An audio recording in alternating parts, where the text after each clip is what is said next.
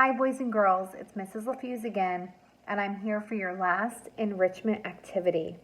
This is probably the hardest. I'm going to show you steps on how to do long division. Now, your teacher is going to show you this next year in 4th grade. So remember, this is just an enrichment activity. It's the first time that you've seen it.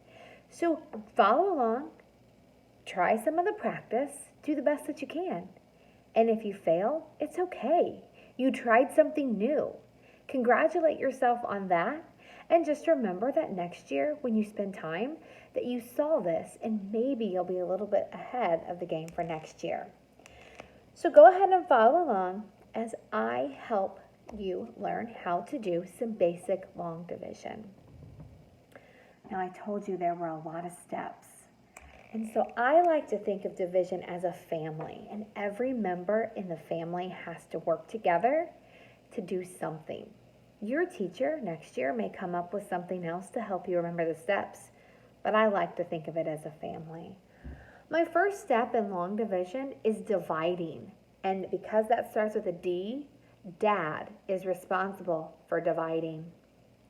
My next step is multiplying, and that's what Mom does. Next, we subtract, and Sister is in charge of subtraction. Next, we have Brother, and Brother's going to bring down any number that we have left one place at a time. And then our dog Rover is going to repeat or put a remainder if we have that. So this family just keeps working together until they've worked through all of the numbers in the division problem. So I'm going to do a quick example for you with a 2-digit, and then I'll do one with 3 digits, so follow along.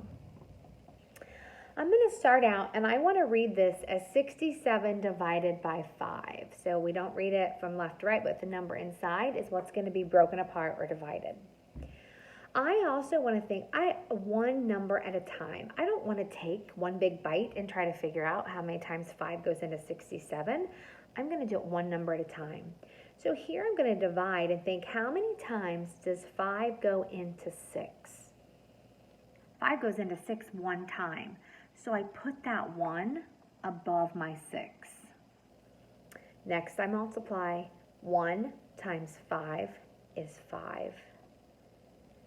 Now I'm going to subtract. I want to put that 5 right under that 6. So 6 minus 5 is 1. So far I've done every job up through Sister. Now it's Brother's turn. I don't try to think how many times does 1 go into 5, or 5 go into 1, I want to think about, after I bring this new number down, how many times does 5 go into 17? Once I have this new number down here, after I've brought down any number that might be left one number at a time, I go back through my steps again. So 17 goes into 5 goes into 17 3 times. 3 times 5, I gotta multiply again. 3 times 5 is 15. I'm gonna subtract. 17 minus 15 is 2. After I subtract, my next step is bring down. I don't have anything left to bring down. So remember, I said that Rover could repeat, but I also said Rover could be a remainder. And our remainder is anything that we have left over that doesn't fit in equally. And I come up here and I put an R2. So 67 divided by 5 is 13 with a remainder of 2. Well, how do I check that if I don't know? Well, remember, multiplication and division are inverse. So, let's see here. I had 67 divided by 5, and I got 13. So to check my answer, I can take 13 times 5. Well, that's 15. Carry my 1. 5 times 1 is 5 plus 1 is 6. What do I do with my remainder? I add it on. 65 plus 2 is 67. So I know that I did my math right. That's a step farther. Okay? Let's try one more. I hope that you're still with me and aren't feeling too confused. And if you are, take a deep breath. Just follow along. I'm going to divide by 3 this time. And I'm going to take the number 142 and I'm going to divide it by 3. So first I want to think here. Does 3 go into 1? No. Does 3 go into 14? Yes. 3 goes into 14 4 times. I just did my division. Put my number above my 4. Now I want to multiply. 4 times 3 is 12. Now I'm going to subtract. 14 minus 12 is 2.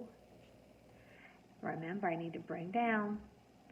So instead of thinking how many times does 3 go into 2, how many times does 3 go into 22? That would be 7 times. Now I want to multiply again, because remember I start back up at the top. 7 times 3 is 21. I subtract, and I don't have anything else to bring down. I don't have anything else to repeat, so I go to my remainder. I get remainder 1.